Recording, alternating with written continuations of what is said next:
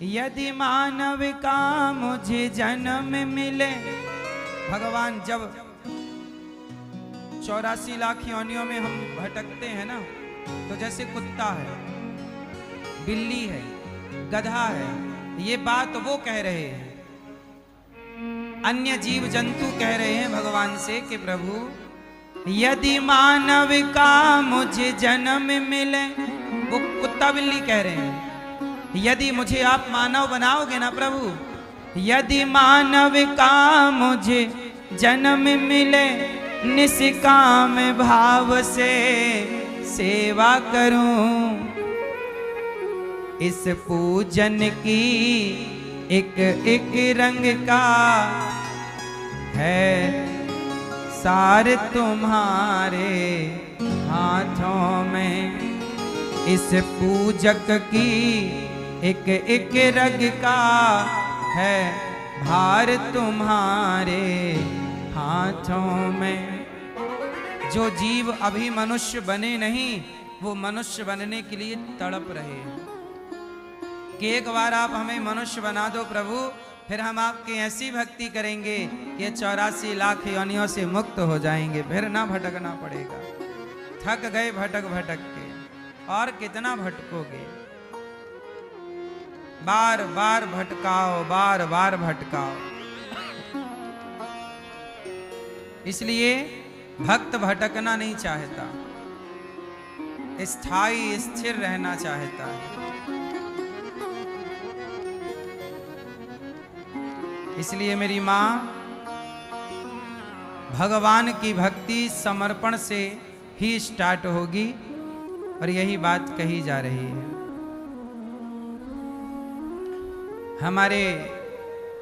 हमारी मैया श्रीमती शारदा बंसल जी परीक्षित बन के हमारी मैया कथा का रसपान कर रही हैं और अपनी 21 पीढ़ी को कृतार्थ कर रही हैं। जो भागवत सुनता है उसकी 21 पीढ़ी पवित्र हो जाती है, तर जाती है। भागवत जब भी आप सुनते हैं तो वह 21 पीढ़ी का कल्याण करती है। और हमारे भैया श्री अमित बंसल जी, जो अपनी माता जी को और स्वर्गीय पिताजी श्री विजय कुमार बंसल जी को भागवत सुनवा रहे हैं और पुत्र धर्म निभा रहे हैं। आज हमारी मैया ने, श्रीमती शारदा देवी बंसल जी ने स्वर्गीय श्री विजय कुमार बंसल जी के लिए, और पुत्र भैया हमारे श्री अमित बंसल जी ने, आज इन्होंने अपने कल्याण के लिए और अपने पूर्वजों के कल्याण के लिए भागवत के साथ साथ इन्होंने गौ दान भी किया। आज अभी अन्न दान भी इन्होंने किया था पहले, आज इन्होंने गौदान किया एकादशी के पावन पर्व में। आज एकादशी है और आप लोग आज के दिन जरूर कोई अच्छा कार्य करिए, शुभ कार्य करिए। अभी मैंने सुना कि बाढ़ चारों तरफ चल रही है, आप लोगों ने भी देखा और सुना। अभी वृंदावन में भी यमुना मैया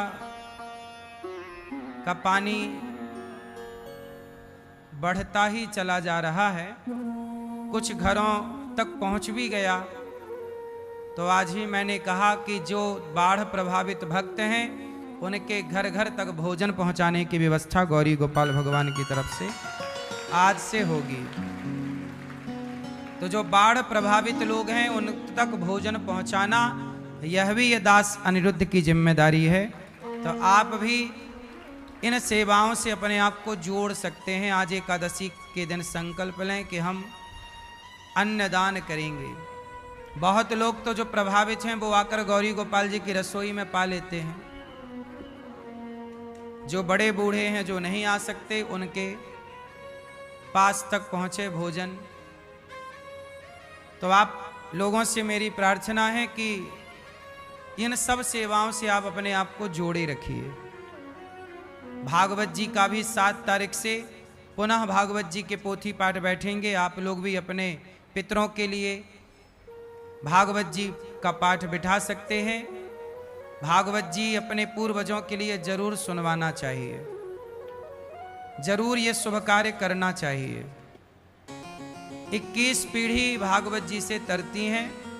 जाने अनजाने में कोई पाप हो जाए तो भागवत जी श्रवण करने से व्यक्ति उस पाप से मुक्त हो जाता है। इसलिए भागवत सुनाई जाती है, सुनी जाती है। और पितृपक्ष में, श्राद्ध पक्ष में विशेष अनुष्ठान पितरों के लिए ही होता है। उसका फल हम वर्तमान पीढ़ी को तो मिलता है, पितरों को भी विशेष फल प्राप्त होता है।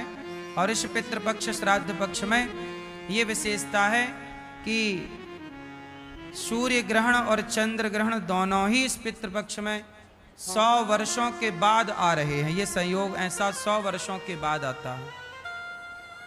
कभी 100 साल पहले ही ऐसा संयोग आया था और अब 100 साल बाद ये संयोग आ रहा है कि शुरुआत चंद्र ग्रहण से है और पूर्ण सूर्य ग्रहण से। तो पितृपक्ष में 7 तारीख से स्टार्ट हो जाएंगे। आप भी पाठ, भागवत जी के पोथी पाठ, अर्थात ये भागवत जी के पोथी पाठ क्या है? ये भागवत सुनवाना ही पोथी पाठ कहलाता है पूर्वजों को।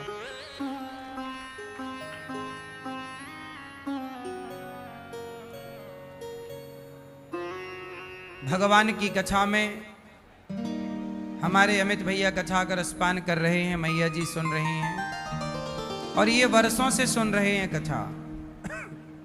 मैया बहुत समय से कथा सुन रही हैं और सुनते सुनते देखिए बिहारी जी ने अपने पास बुला के बिठा लिया। ये कृपा है। जब आप भगवान के लिए कदम बढ़ाते हैं तो भगवान निश्चित ही कृपा करते हैं।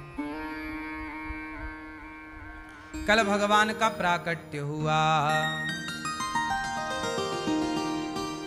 नंदस आज नंद बाबा के यहाँ सारे भक्तों का तांता लगा हुआ है।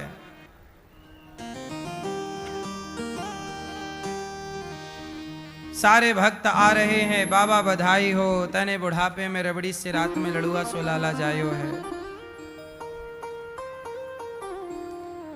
नंदस्त्वात्मज उत्पन्ने जाताह्लादो महामना आहूय विप्रान् वेदज्ञान स्नातः शुचिरलंकृतः।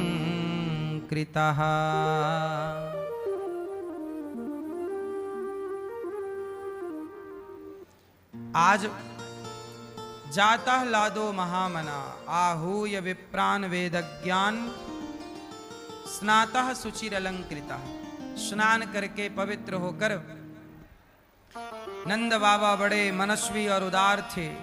पुत्र के जन्म होने पर उनका हृदय आनंद से भर गया और नंद के आनंद भयो जय कन्हैया लाल की गूंज स्टार्ट हो गई। भगवान के जन्म होने पर प्राकट्य व्यवहार में बोला जाता है जन्म, पर भगवान का जन्म नहीं होता, प्रकट होते हैं। भय प्रकट कृपाला दीन दयाला कौशल्या हितकारी हर्षित महतारी मुनि मनहारी। तो भगवान नंद बाबा ने गौदान किया। गायों के सींग पर सोना, खुर पर चांदी मढ़कर, सुंदर रेशमी वस्त्र उड़ाकर गौ माता का दान, सुंदर सुंदर गौ माता का ब्राह्मणों को दान किया। और प्रेम पूर्वक बड़े भाव से नंद बाबा ने खूब उत्सव मनाया। अभी भगवान का उत्सव चल रहा था। दूध दही की कीच मच गई। चारों तरफ आनंद ही आनंद था। उत्सव चल रहा है ना। जगत के पालनहार आए। राम जी का उत्सव 6 महीने तक चला। ऐसा उत्सव के 6 महीने में 6 महीने तक मास दिवस कर दिवस भा मरम न जाने कोई। 1 महीने का दिन ही दिन रहा। 1 महीने तक सूर्य भगवान अस्त नहीं भये। मास दिवस कर दिवस भा मर्म न जाने कोई। और भगवान का उत्सव जब है तो आनंद है। सूर्य भगवान जाने को तैयार नहीं। तो चंद्रमा बोले कि हे सूर्य भगवान, आप जा ही नहीं रहे हैं, तो हम कैसे दर्शन करें राम लला का। तो राम जी से शिकायत कर दी चंद्रमा ने कि सूर्य भगवान जा ही नहीं रहे हैं, हम कैसे दर्शन करें। तब कह दिया कि हम राम बनकर दिन में आए, तो चंद्रमा हम तुम्हारा यश बढ़ाने के लिए कृष्ण बनकर रात में आएंगे, तुम हमारा दर्शन करना। इसलिए सूर्य को दर्शन देना था तो दिन में आए राम, और चंद्रमा को दर्शन देना था तो रात को आए भगवान श्री कृष्ण आए। भाद्रपद मास के कृष्ण पक्ष की अष्टमी भगवान का पावन उत्सव। अच्छा, भगवान राम नवमी में आए। अंकों में सबसे बड़ा अंक क्या है? 9। 9 से बड़ा कोई अंक? अंकों की संख्या, अंकों में सबसे बड़ा अंक 9 ही है, और 9 का पहाड़ा स्थिर है, ना घटता है और ना बढ़ता है। 9 दूनी 8 और 1 9। आप 9 का पहाड़ा पढ़िए। 9 एकम 9, 9 दूनी 18, 9 तिया 7 और 2 7 और 2 पूरा पहाड़ा पढ़िए, अंक टोटल 9 ही रहेगा, और तिथि नौमी है। पहाड़ा 9 का पढ़ लीजिए, स्थिर है 9। इसलिए राम की मर्यादा, राम जी नौमी में आए तो राम की मर्यादा 9 अंक की तरह स्थिर है। सबसे बड़ा अंक 9, तो सबसे बड़ी मर्यादा राम की, इसलिए नवमी में आए राम। अच्छा, राम कितने बजे आए? रात दिन के 12 बजे। अच्छा, 12 बजे राम भी आए और 12 बजे कृष्ण भी आए, और राधा रानी का जन्म भी 12 बजे हुआ अष्टमी को। अभी गई ना 31 तारीख को श्री राधा अष्टमी। ये 12 बजे क्यों आते हैं भगवान? 12 बजे क्या है? 12 बजे चाहे दिन के 12 बजे हो, चाहे रात के 12 बजे हो, 12 को क्या बोला जाता है? हाँ? रात्रि के 12 बजे को क्या बोला जाता है? मध्य रात्रि। और दिन के 12 बजे को मध्य दिवस। मध्य मतलब सेंटर। बात समझ रहे हैं? 12 बजे, दिन के 12 बजे मतलब पूर्ण दिन। सेंटर, क्यों सेंटर मान लिया जाए 12 बजे को? रात्रि का सेंटर 12 बजे रात, और दिन का सेंटर 12 बजे। बोलो हाँ, दिन के 12 बजे सेंटर है और रात के 12 बजे हाँ मध्य रात्रि और मध्य दिवस। मध्य दिवस अति शीतन घामा। तो भगवान इस धरती पर आते हैं ये संसार के प्राणियों की मध्यस्थता करने के लिए। इसलिए मध्य दिवस और मध्य रात्रि में आते हैं कि दुनिया के लोगों को सही मार्ग प्राप्त हो। दिन के 12 बजे मध्य दिवस इसलिए राम ने चुना कि दिन में हम दुनिया को प्रकाश दिखा सकें। जो दिन में भटके हैं उन्हें राम प्रकाश दिखाएं, और जो रात में भटके हैं उन्हें कृष्ण प्रकाश दिखाएं। बोलो हाँ। भगवान राम के सामने चुनौती क्या थी? सूर्य वंश में एक मां भटक गई। जो सूर्य वंश की बहू है माता कैकई, वो भटक गई और राम को वनवास भेज दिया। बोलो हाँ। तो समाज को प्रेरणा देना था राम को कि दिन में भी बहुत लोग ऐसे हैं जिन्हें दिखता नहीं है। आंख है, अब बताओ कैकई माता की तो आंखें थीं, पर उन्हें स्वयं का हानि और स्वयं का लाभ नजर नहीं आ रहा। राम को वनवास भेजने में फायदा है कि नुकसान, ये कैकई मां नहीं देख पाई। बोलो हाँ।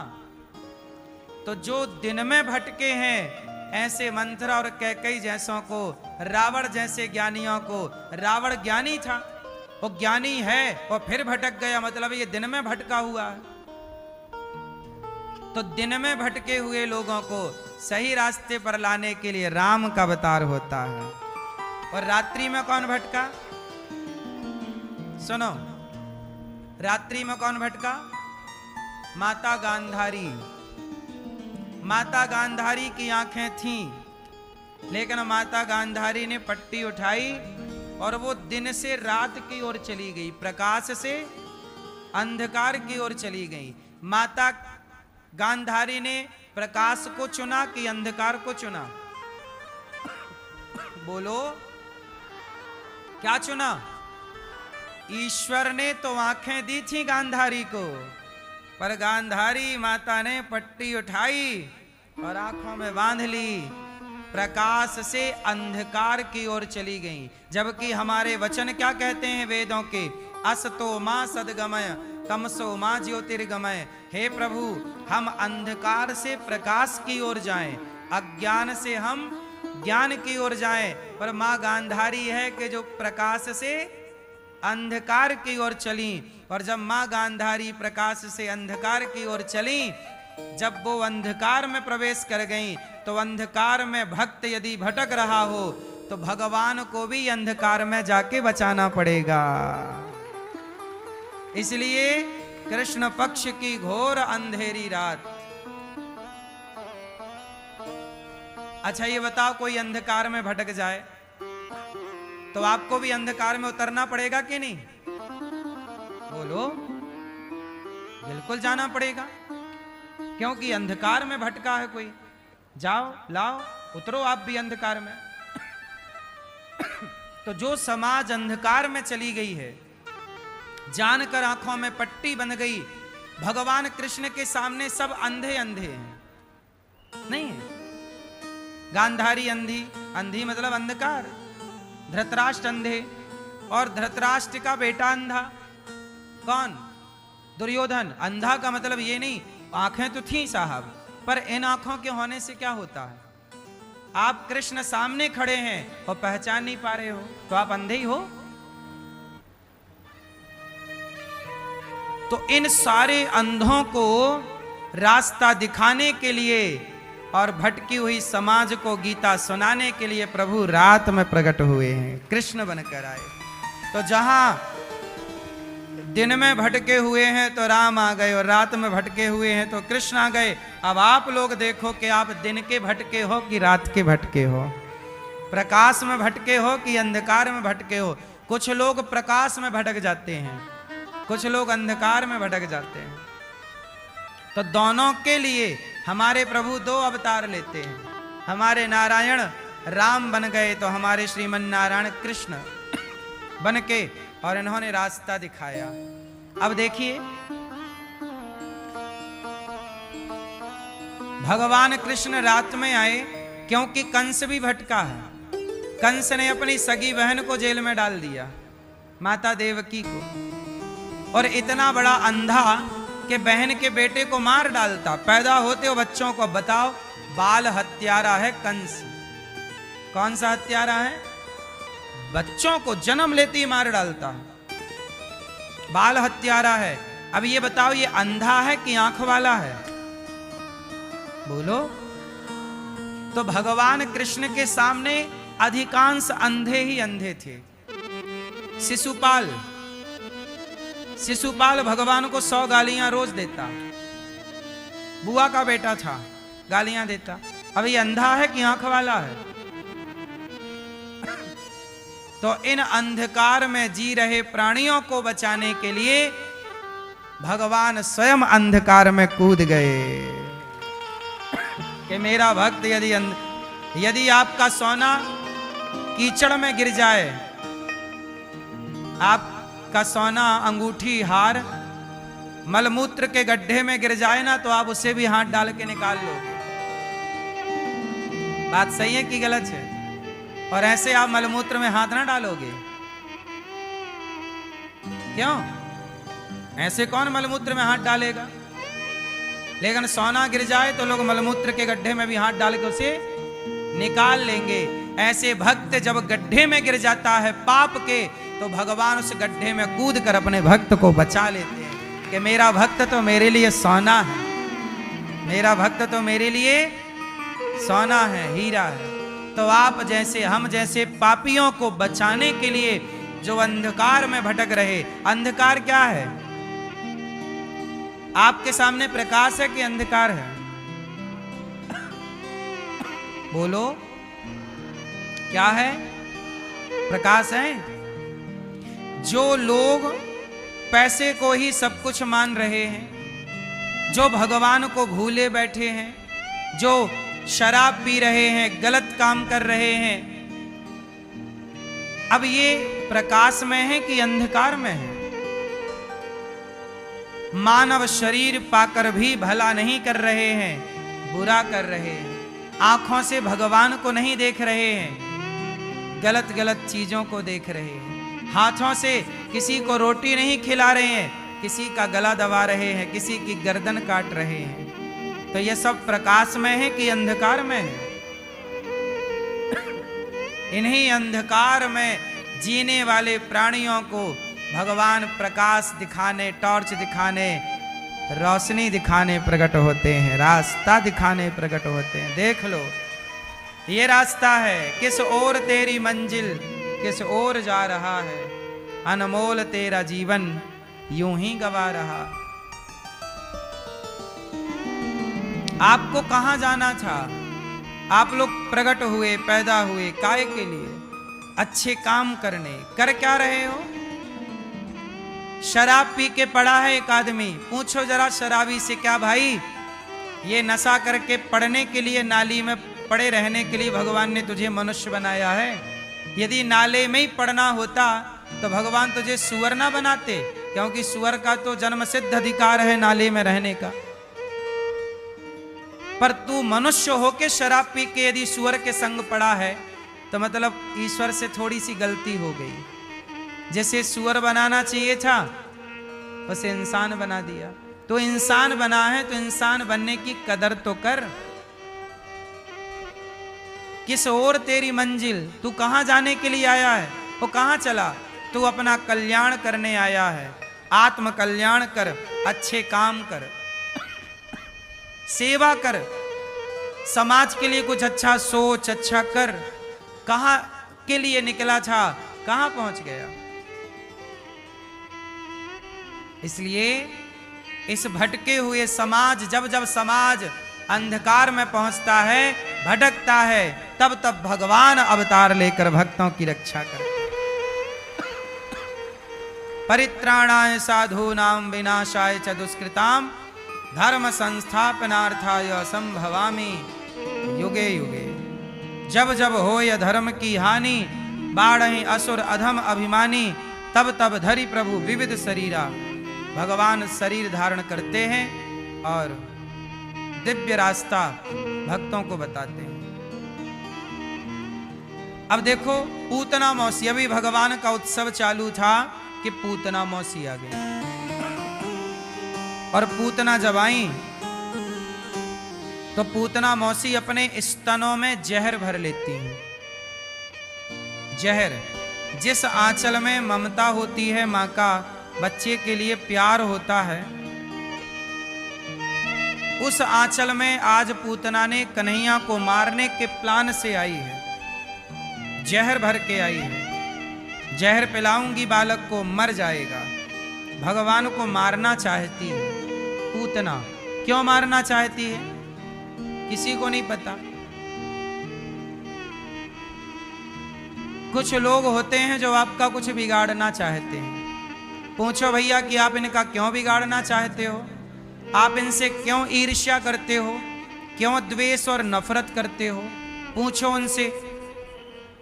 आप तरक्की कर जाओगे ना तो अपने आप आपसे जलने वाले लोग खड़े हो जाएंगे, ईर्ष्या करने वाले लोग खड़े हो जाएंगे। उनसे पूछो कि भाई हमने तुम्हारा क्या बिगाड़ा है जो तुम हमसे ईर्ष्या करने लग गए? तो वो कहेंगे कि बिगाड़ा कुछ नहीं है, बस तुम हमसे आगे निकल गए तो हम तुम्हारी बराबरी कर नहीं पाए, तो ईर्ष्या कर रहे हैं।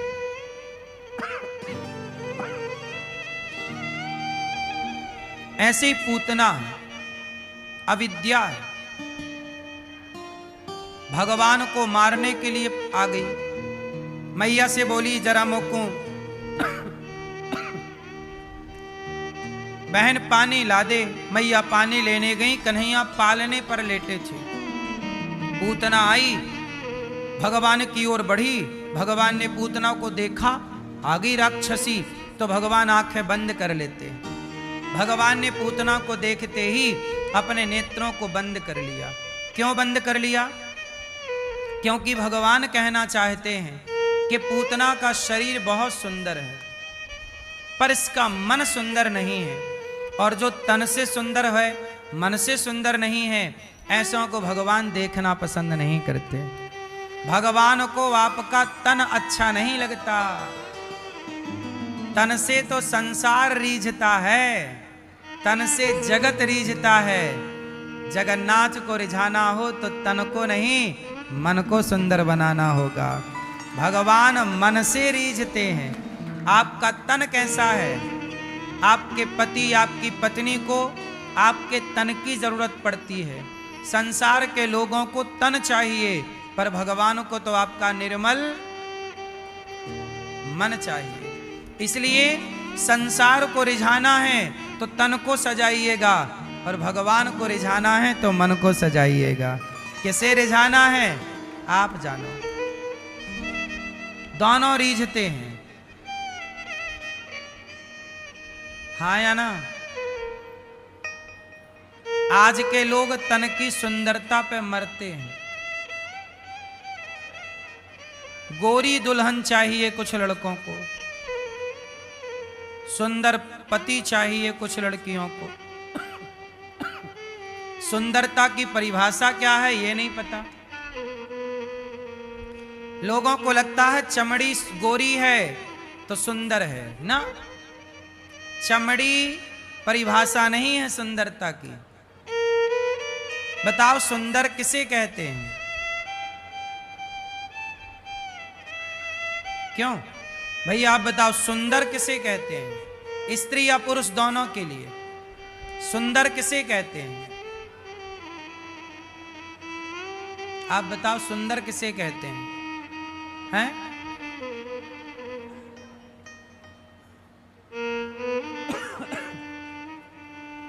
सुंदर किसे कहते हैं? क्यों ये भैया सो गए क्या? सो गए प्रभु? मैया जा रही हो? सुंदरता की परिभाषा ढूंढने जा रही हो? अच्छा जा रही हो, टाटा।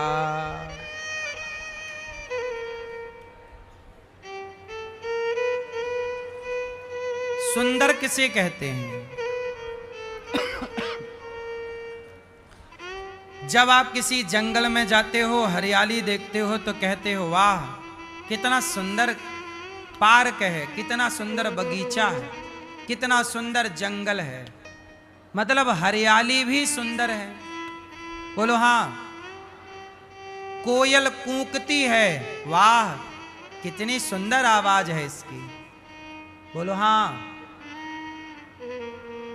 कोई गाय श्यामा गाय है, बिल्कुल काली, तो वो भले काली है पर कितनी सुंदर गाय है। तो काले रंग को भी सुंदर कहा जाता है। हमारे कन्हैया कितने सुंदर हैं, कोई गोरे थोड़ी हैं। गोरे होते तो क्या करते मनमोहन, जब श्याम रंग पर ही दुनिया मर जाती है। तो श्याम सुंदर, वो सांवले हैं पर सुंदर हैं। सुंदर किसे कहते हैं ये प्रश्न है। तो सुनो, किसी की छवि कैसी है, आंख कैसी है, नाक कैसी है, बनावट कैसी है, बनावट से सुंदरता नहीं देखी जाती। आप गोरे हैं कि काले हैं,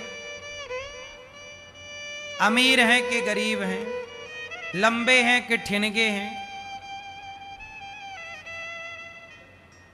ये सुंदरता का पैमाना नहीं है। सुंदर कौन है? जिसने इस धरती पर समाज के लिए, इस राष्ट्र के लिए जिसने बहुत अच्छे कार्य किए, वो स्त्री करे या पुरुष करे, जिसने समाज के लिए, देश के लिए जो अच्छे काम करे, वो सबसे सुंदर है।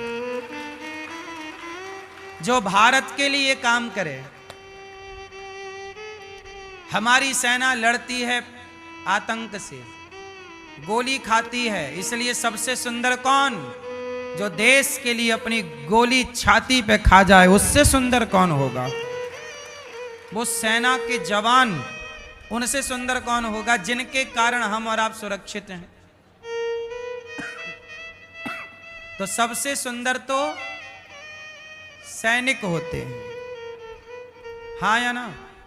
फिर सबसे सुंदर होते हैं वो किसान, जो हमारे लिए दाल चावल गेहूं उगाते हैं और दिन रात काम करते हैं खेतों में, जिनके शरीर से माटी छूटती नहीं है। जिन किसानों का दिया हम गेहूं और अनाज खाते हैं। बोलो हाँ। किसान ना करे तो आप क्या खाओगे? कमाओ पैसा, पैसा थोड़ी खाएगा कोई। इसलिए सबसे सुंदर है जवान और सबसे सुंदर है किसान। सबसे सुंदर कौन है? वो किसान जो हम सबके लिए फसल उगाते हैं। सुंदर कौन है? जो बेटा अपने माँ बाप की सेवा करके माँ बाप को प्रसन्न करता हो, वो बेटा सुंदर है। जो अपने सास ससुर का सम्मान करती हो, वो बहू सुंदर है। जो अपने पति को परमात्मा की दृष्टि से देखती हो, पति का सम्मान और प्रेम से प्रसन्न रखती हो, वो पत्नी सुंदर है। जो पति अपनी पत्नी का कर्तव्य पूरा करता हो, ख्याल रखता हो, अपनी पत्नी के सिवा पराई स्त्री को ना देखता हो, उस पुरुष से अधिक सुंदर कौन होगा? वह स्त्री सबसे ज्यादा सुंदर है, वह पुरुष सबसे ज्यादा सुंदर है जो चरित्रवान है। बोलो हाँ।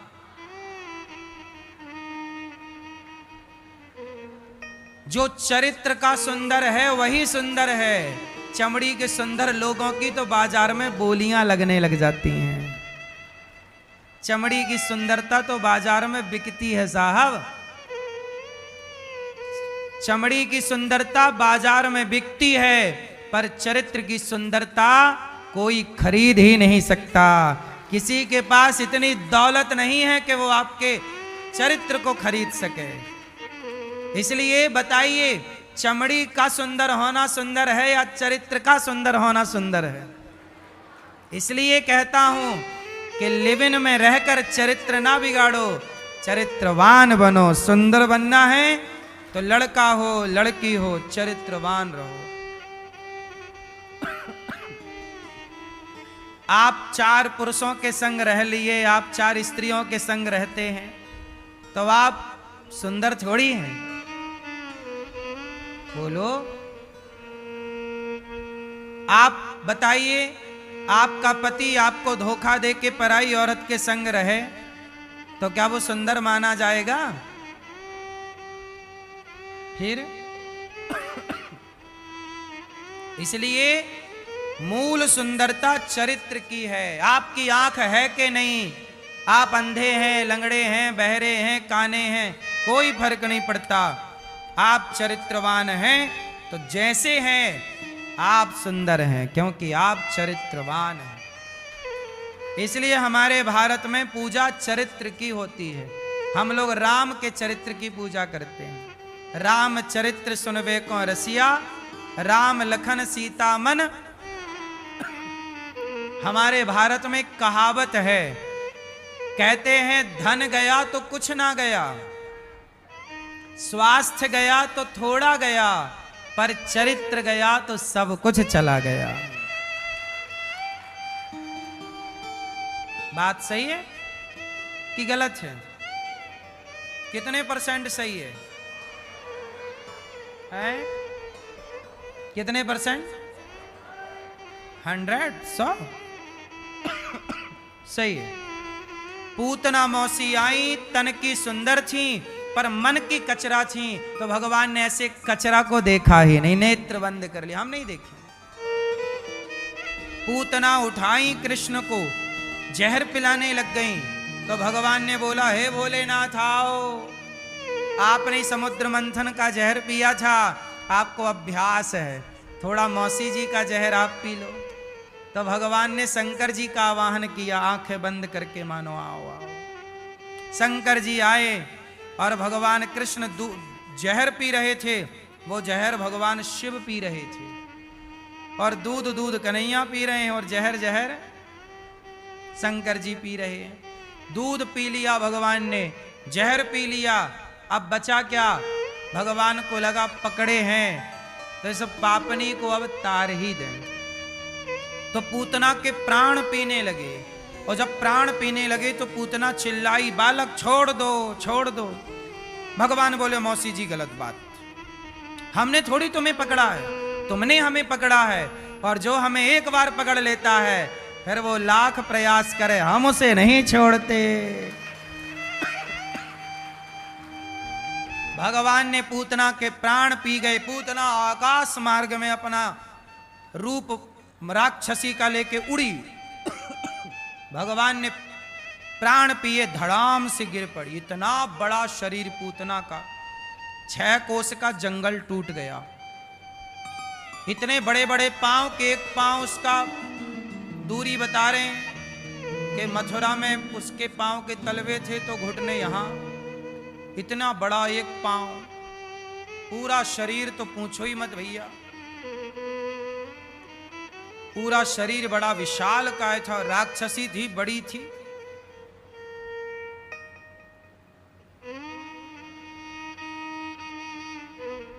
पूतना के कान कहां गिरे? कि कानपुर नाम काहे पड़ गया?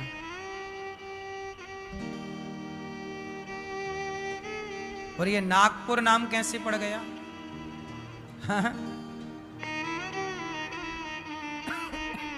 नहीं, इसका पूतना से कोई लेना देना नहीं है, पर ऐसे विनोद में ये बातें कही जाती हैं, मजाक में। पूतना इतनी विशाल काय थी कि पूतना जब गिरी तो जंगल उस 6 कोस का टूट गया, धड़ाम से गिरी। और पूतना के ऊपर भगवान खेल रहे। ये पूतना पिछले जन्म में राजा बलि की बेटी रत्नमाला थी। राजा बलि की बेटी कौन? रत्नमाला।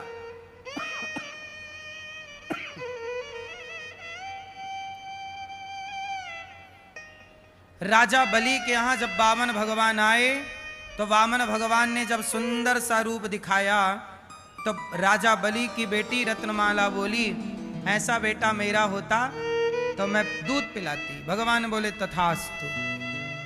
जब कहा कि ऐसा बेटा मेरा होता, जब 3 पग में सब नाप लिया, तो बोली ऐसा छलिया बेटा मेरा होता तो जहर पिला देती। तो पहले उसका भाव बना कि मैं दूध पिलाती, फिर भाव बन गया कि मैं जहर पिलाती। तो भगवान ने कहा तुम दूध भी पिलाना और जहर भी पिलाना। वही बनी राक्षसी पूतना, तो दूध भी पिला रही है और जहर भी पिला रही है। और भगवान ने उसको उतार दिया। नंद बाबा कंस का कर चुका के लौटे तो पूतना का शरीर पड़ा, चिता पे रखा, काट काट के कई चिताएं बनाई, और जब आग लगाई तो पूतना के शरीर से दुर्गंध नहीं सुगंधी निकल पड़ी। क्यों? क्योंकि भगवान जिसे स्पर्श कर लेते हैं, जो भगवान के सामने आ जाता है, वो पूतना कितनी भी बड़ी पापनी थी, भगवान ने उसे पवित्र कर दिया। पूतना लोक बालघनी राक्षसी रुधिरासना जिघांसयापि हरये स्तनम दत्वा प्रसद्गति। अहो वकीयं स्तनिकालकूटं जिघांसयापाययदप्यसाध्वी लेभे गतिं धात्र्युचितां ततोऽन्यं कं वा दयालुं शरणं व्रजेम। बड़े आश्चर्य की बात है, पूतना बकासुर की बहन बकी आज पापनी से पापनी पूतना को तार दिया। हमारे भगवान जितने दयालु हैं कोई इतना दयालु नहीं। पापनी पूतना जहर पिलाने वाली पूतना को तार दिया तो आरती उतारने वाले भक्तों की कौन गति होती होगी, क्या गति करते होंगे ईश्वर। न जाने कौन से गुण पर दयानिधि रीझ जाते हैं। यही सदग्रंथ कहते हैं, यही हरिभक्त गाते हैं। भगवान बड़े दयालु हैं, किस भक्त पर किस तरह कब कृपा करें कोई नहीं जानता।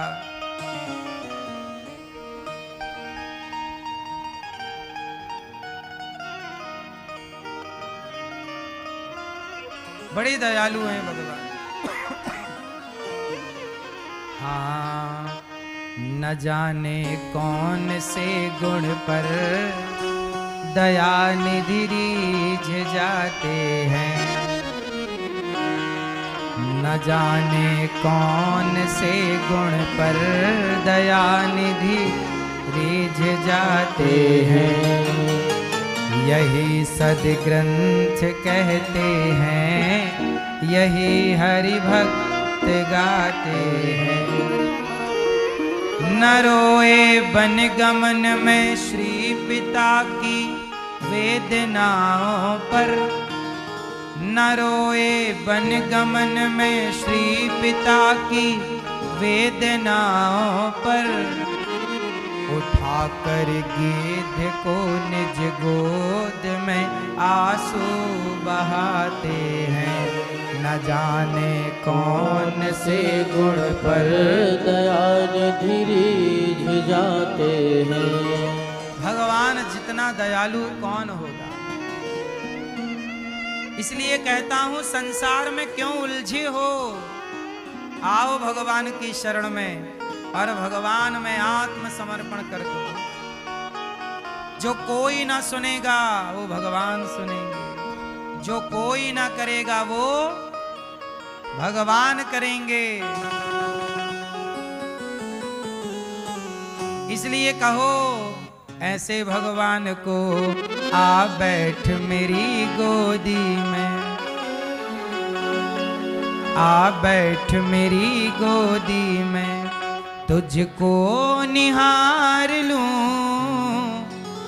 हाय नजर ना लग जाए तेरी, नजर उतार लूं।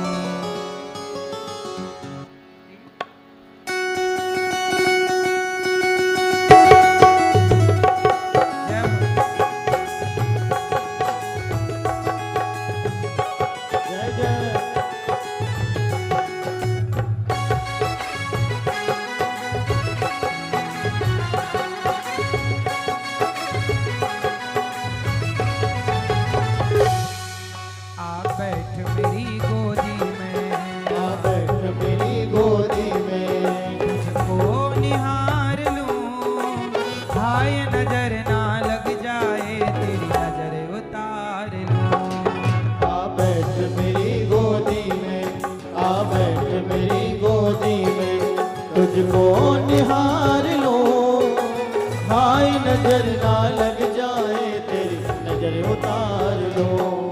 आ बैठ मेरी गोदी में, आ बैठ मेरी गोदी में।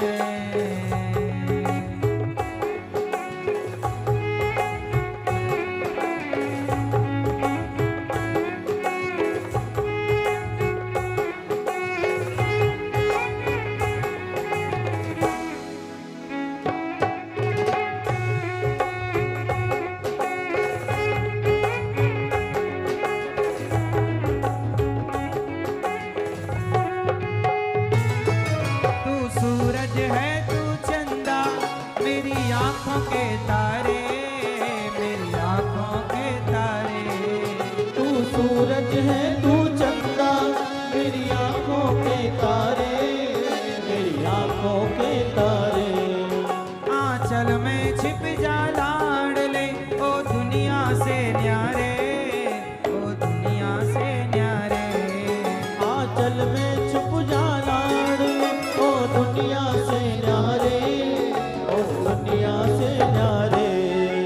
किस्मत तू मेरो लाला, किस्मत तू मेरो लाला, किस्मत तू मेरो लाला, तुझ पे जगवार दूं, हाय नजर ना लग जाए तेरी नजर उतार लूं। आ बैठ मेरी गोदी में, आ बैठ मेरी गोदी में, तुझको निहार लूं, हाय नजर ना लग जाए तेरी नजर उतार लूं। आ बैठ मेरी गोदी में।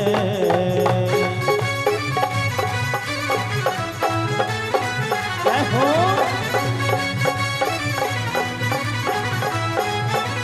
राधे।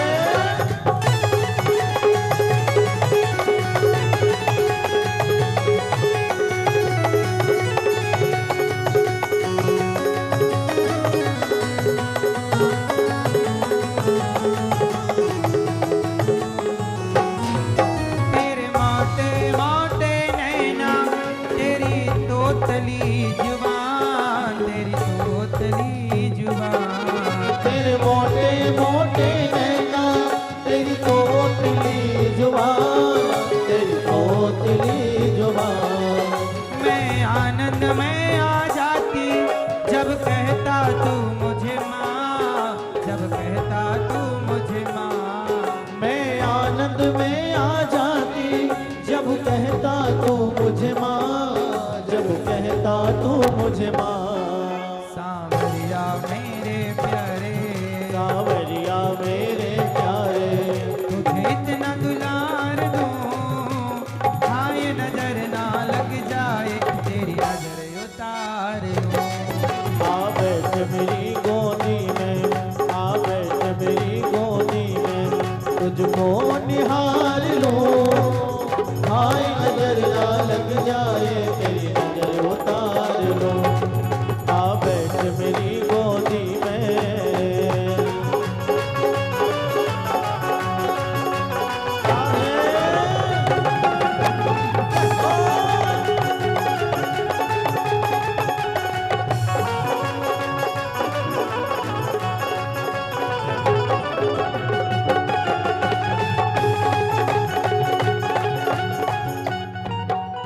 भगवान कितने सुंदर हैं, क्या खूब लगते हो प्रभु, सुंदर दिखते हो। क्या खूब लगते हो प्रभु, सुंदर दिखते हो। फिर से कहो कहते रहो, अच्छा लगता है मेरे कान्हा का मुखड़ा, बड़ा सुंदर लगता है। क्या खूब लगते हो, बड़े सुंदर लगते हो। क्या खूब लगते हो, बड़े सुंदर लगते हो। फिर से कहो कहते रहो, अच्छा लगता है मेरे कान्हा का मुखड़ा, बड़ा सुंदर लगता है। क्या खूब लगते हो, बड़े सुंदर लगते हो। क्या खूब लगते हो, बड़े सुंदर लगते हो।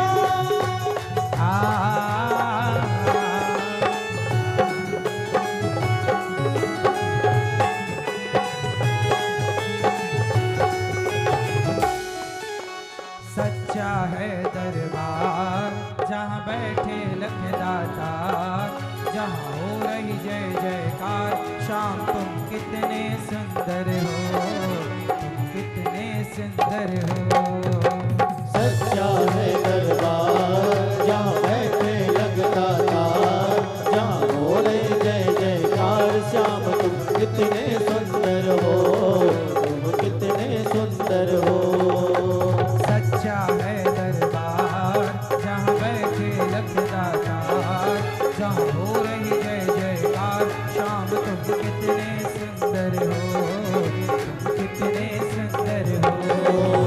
सच्चा है दरबार जहाँ बैठे लगता था, जहाँ हो रही जय जयकार। श्याम तुम कितने सुंदर हो, तुम कितने सुंदर हो। जय हो।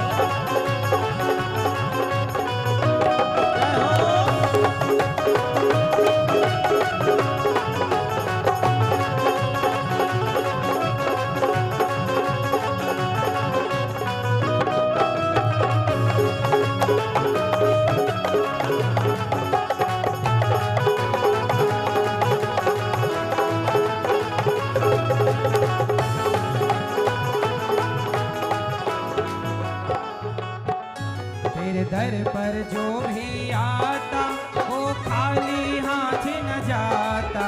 तेरे दर पर जो भी आता वो खाली हाथ न जाता।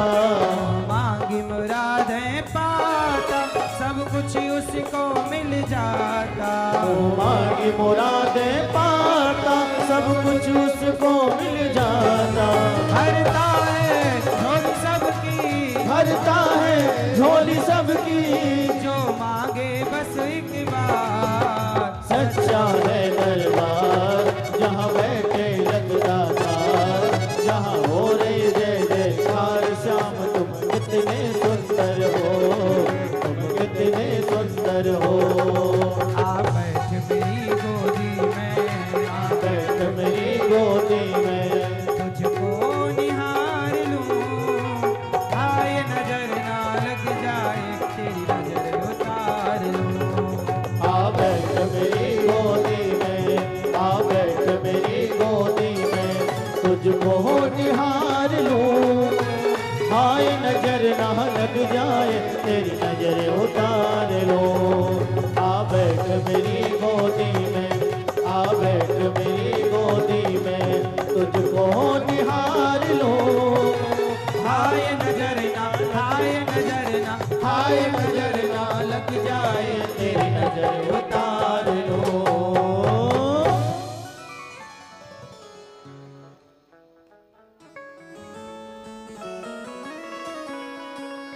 सांवरिया तेरी सांवली सूरत कमाल है, सूरत कमाल है।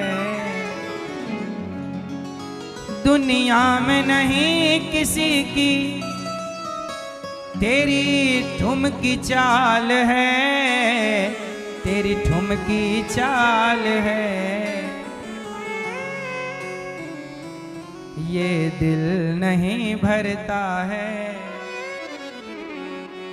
ये दिल नहीं भरता है।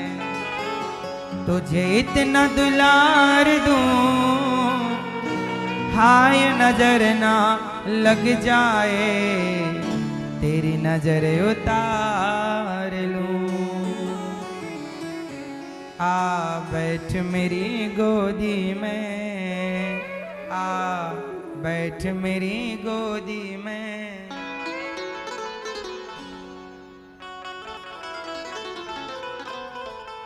तेरे मोटे मोटे नैना, तेरी तोतली जवान, तेरी तोतली जवान। मैं आनंद में आ जाती जब कहता तू मुझे माँ, जब कहता तू मुझे माँ। सांवरिया मेरे प्यारे, सांवरिया मेरे प्यारे, तुझे अपना बना लूं। हाय नजर ना लग जाए, तेरी नजर उतार लूं। क्या खूब लगते हैं प्रभु, सुंदर दिखते हैं। क्या खूब लगते हैं प्रभु, सुंदर दिखते हैं। फिर से कहो, कहते रहो, अच्छा लगता है। ओ मेरे कान्हा का मुखड़ा बड़ा सुंदर लगता है। क्या खूब लगते हो प्रभु, सुंदर दिखते हो। कोई इतना भी सुंदर होगा हमने कभी ना सोचा। श्यामल श्यामल सुंदर सुंदर, श्यामल श्यामल सुंदर सुंदर एक बांसुरी वाला देखा।